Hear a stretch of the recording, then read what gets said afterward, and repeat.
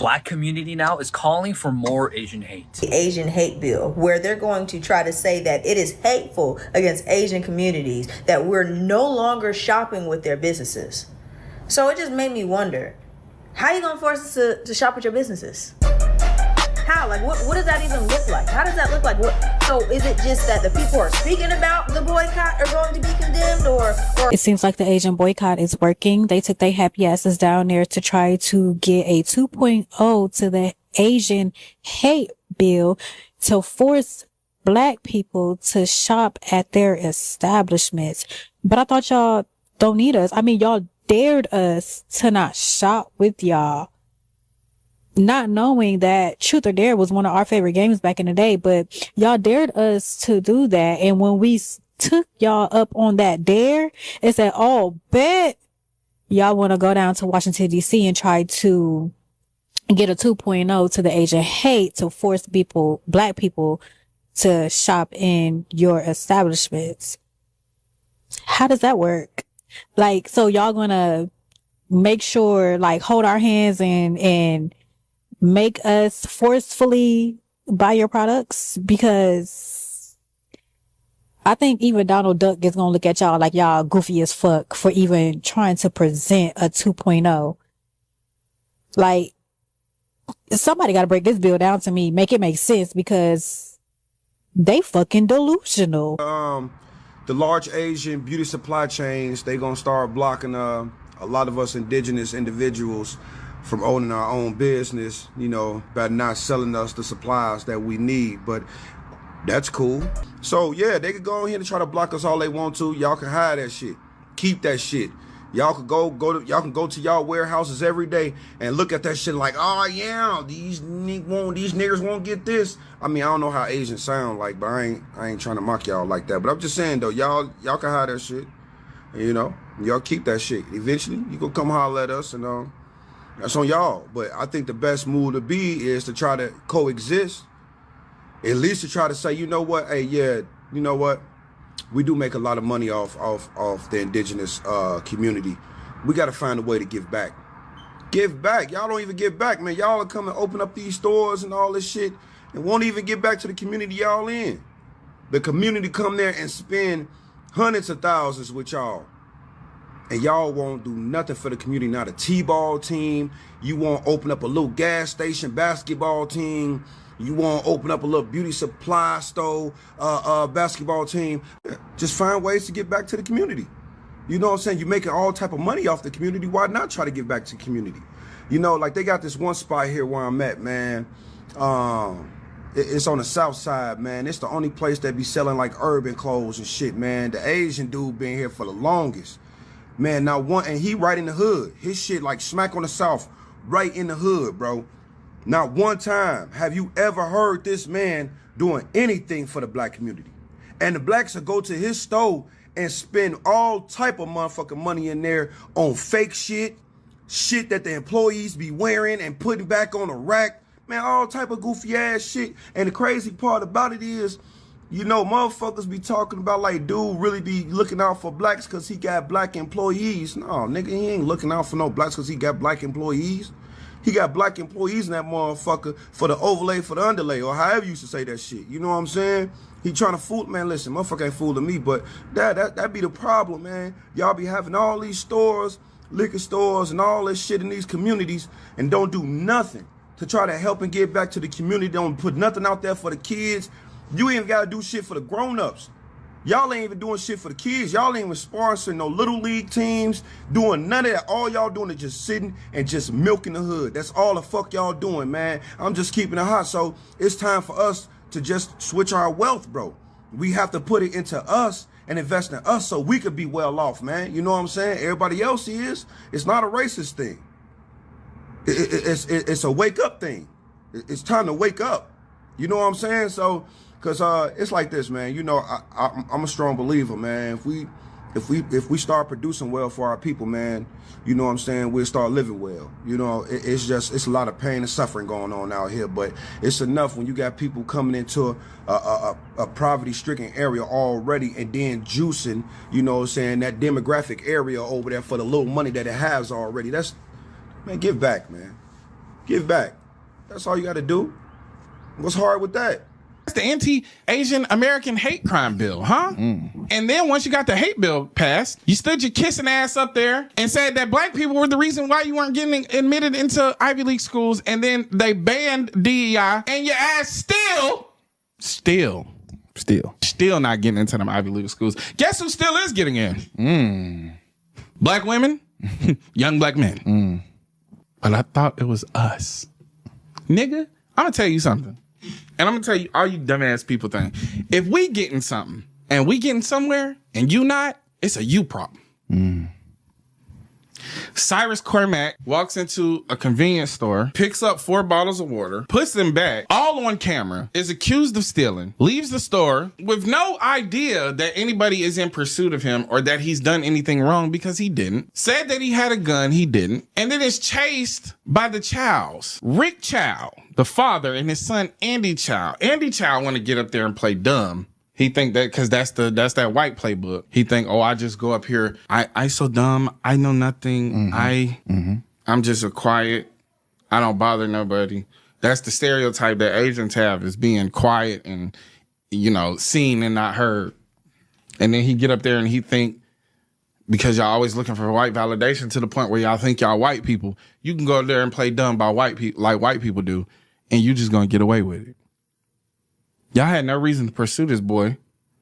And if he did steal, there's nothing in that store, nor nothing in the law that protects death because of theft. The things that you can name that black people have done for you do not equal disenfranchisement. But historically, the things that white people have done for you have not only been racist, but disenfranchised you. Yet, you can seem to get over that. And the reason why you're able to get over that is because white people love a lapdog. They love it. They love it. The white people desire nothing more. Nothing more. There is no greater gesture to white people than being able to be used by them. They love it. And I don't know about y'all, but I know if me and Big Cat chased somebody down and Big Cat shot him, they charge my ass too. Yeah. Both our black asses be locked up. Both of us. They'll say we held hands and pulled the gun together. Okay, in a feat that we've never caught on camera, we finally got the double trigger pull that black people like to use so much. The double trigger pull. We thought it was a myth.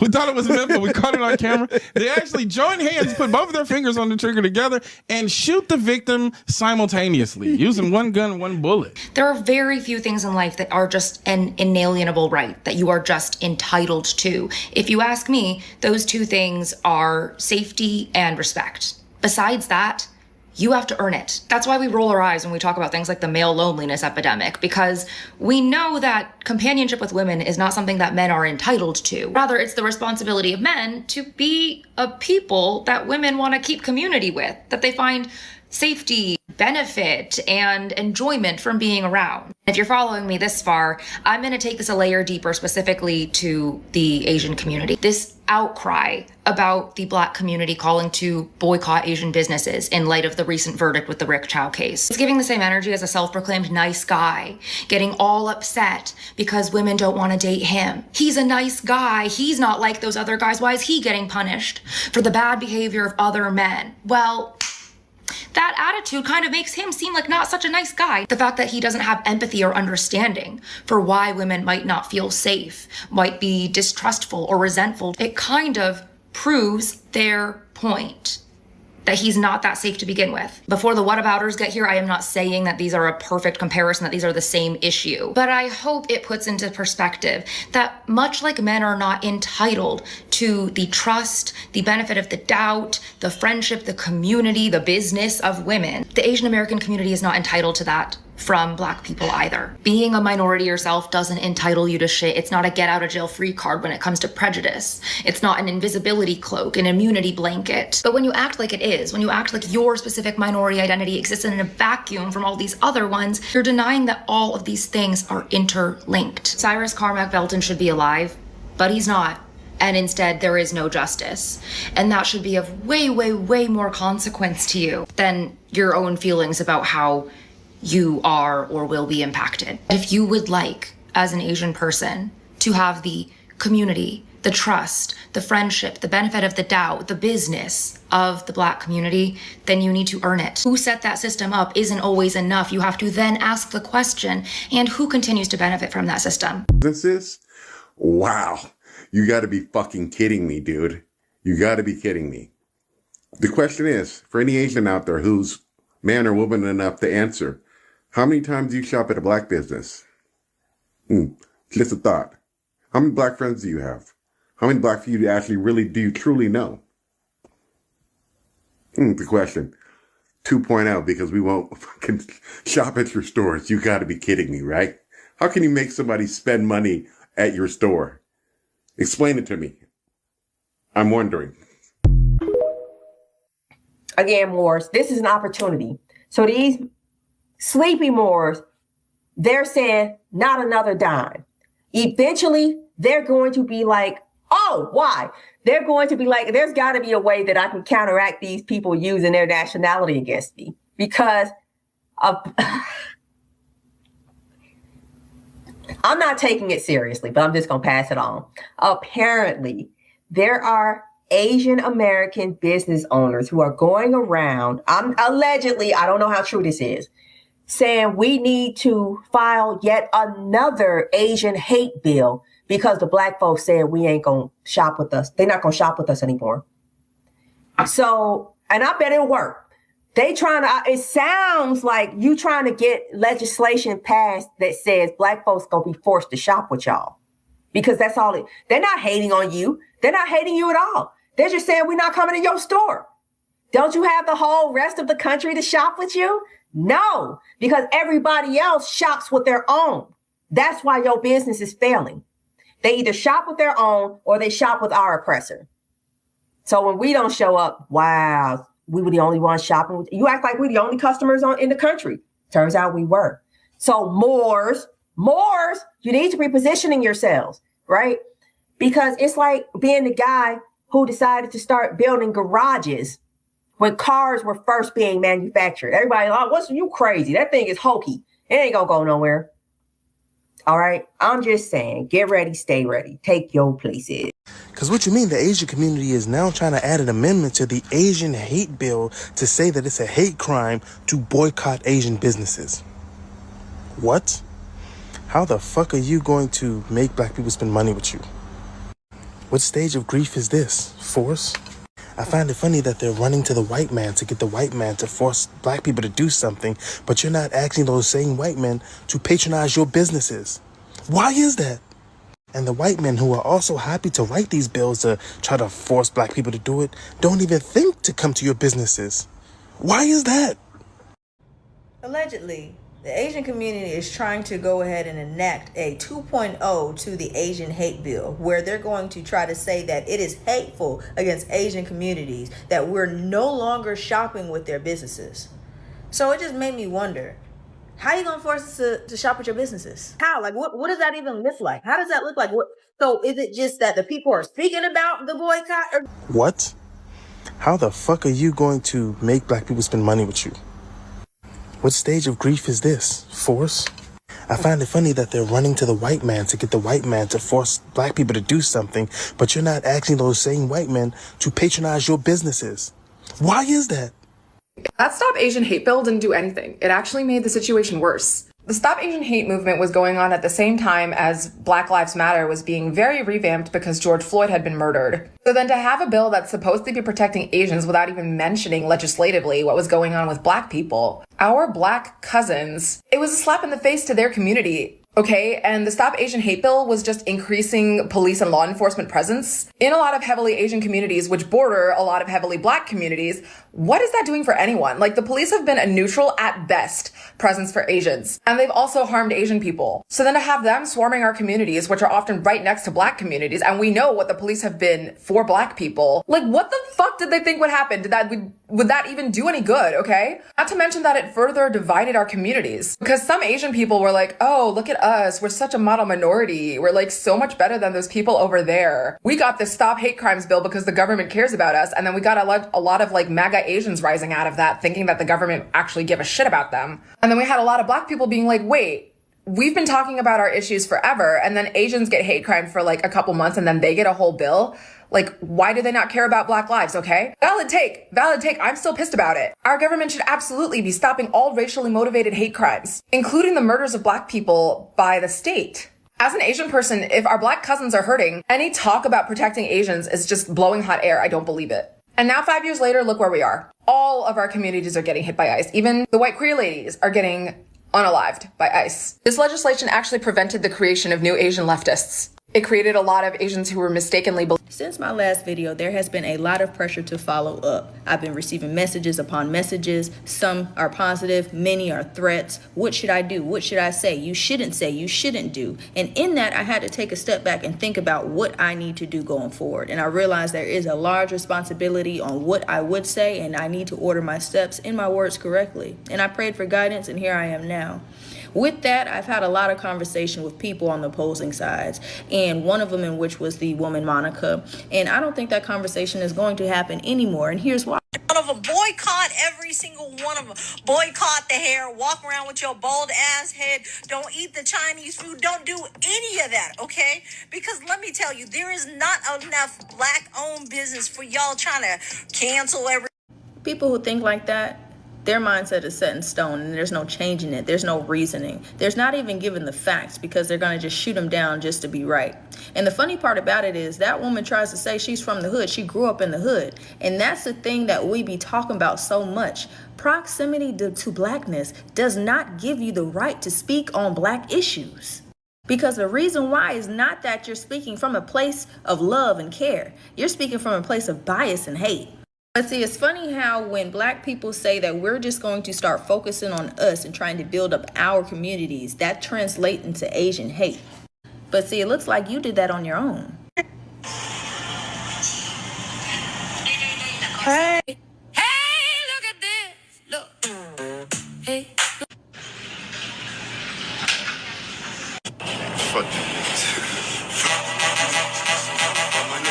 Looks like you wrote a check that your ass can't cash.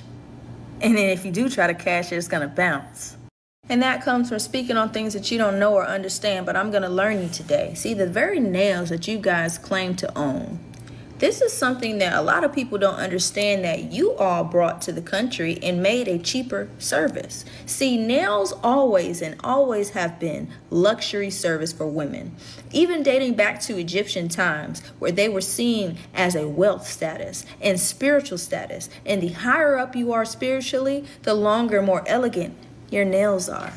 See, what a lot of people in the Asian community won't tell you is back when Vietnam was at war, they came over here in mass amounts in droves. And there was no place for them to work because, you know, America, the racist place that was racist for everybody, didn't let them work. Can you imagine that? So what did the immigrants do? They came together and found out that they could do nails, and they put their skills together and they trained families upon families on ways to cater to the community and sell their nails. And in that, they created the fast shops, $25 nails. Because before Vietnamese immigrants came to the US, nails were considered a high-end luxury service, somewhere around $80. But they found a way to cut the middleman out and make it cheaper so they can service to the Americans at a faster, quicker rate. But you want to know something else? They still weren't making money because the women who were coming in getting the simple nail sets were only covering the basics. It was the Latinas and the black women who were getting the long, elegant nails that foot the bill. So in 1964, when the Civil Rights Act passed and more black women and colored women entered into the workforce, more of these quick pop-up shops popped up to cater to them to get their business. They also won't tell you that most of the loans that they receive to open businesses are specifically made to be opened in black neighborhoods. They also won't tell you that they really don't like you and they're trained on social skills and basic conversation skills. You know, the typical, hey, you have a boyfriend? Yeah, they're taught that. That's all a part of their psyche class that they get before they go and get the training to do nails. That even further solidifies the point that y'all really don't even fuck with us. It just came out because of the situation. But that's all good because we're done talking to other races about what they need to do for us. And we need to start talking to each other about what we need to do for each other. And in that, we have black businesses, the ones that they don't think about. We have black businesses, the ones that they laugh about. We have black businesses, the ones that they counted out. We just need to count each other in.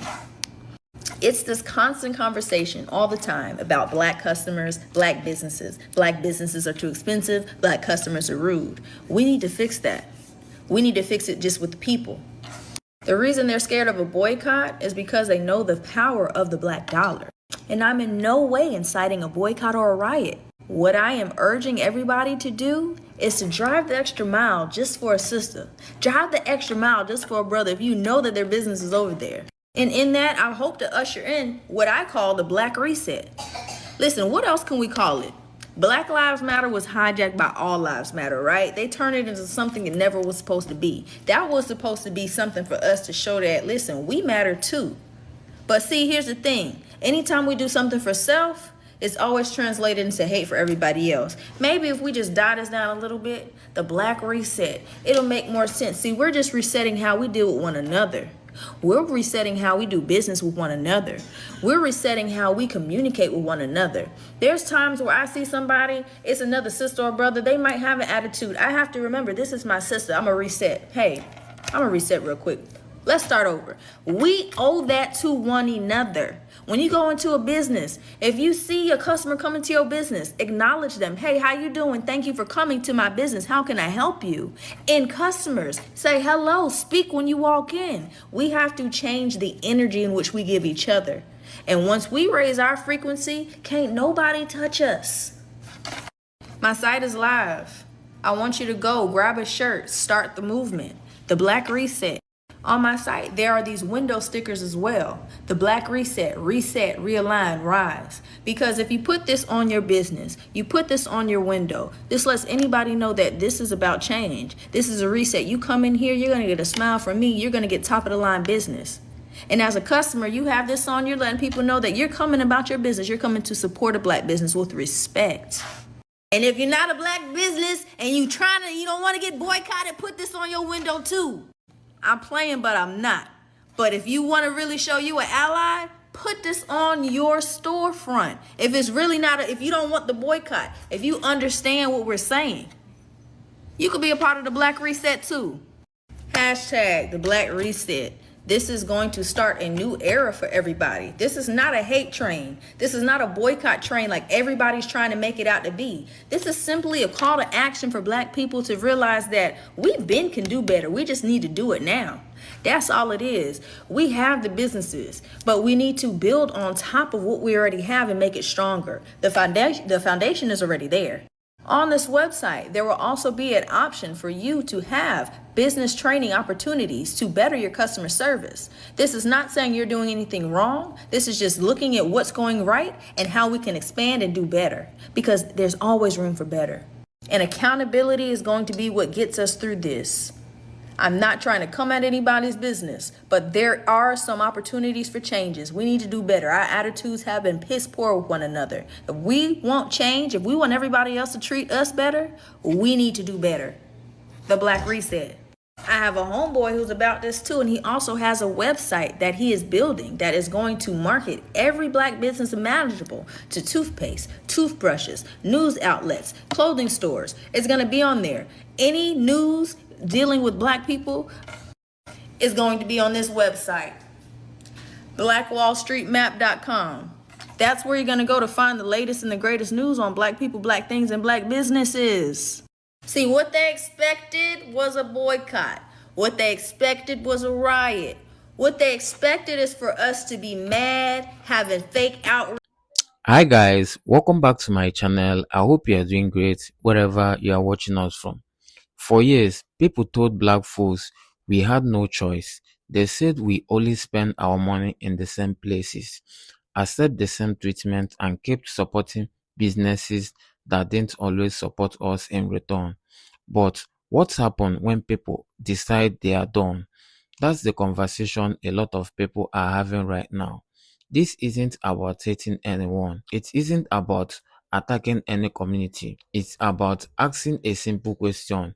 If our dollar helps build businesses, shouldn't our community benefit too? For decades, many neighborhoods have watched businesses come in, make millions, and leave at the end of the day without investing much back in the people who made that success possible. People notice stores that rarely hire local residents, rarely sponsored neighborhood events, and rarely supported schools, youth programs, or community organizations.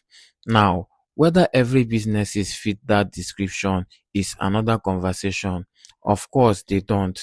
There are business owners from every background who genuinely care about their communities. But when enough people begin sharing similar experiences, eventually they start making different economic choices. That's what we are seeing. Instead of arguing every day online, more people are saying, maybe it's time we become the owners instead of just the customers. And honestly, that's a conversation worth having. Think about it. Every dollar you spend is a vote. You vote for who grows. You vote for who expands. You vote for whose children inherit wealth. So, why shouldn't people intentionally support businesses that invest back into their own neighborhood? That isn't discrimination. That's economics. Every community does it. People proudly support family businesses. They support local restaurants. They support business owned by people they trust.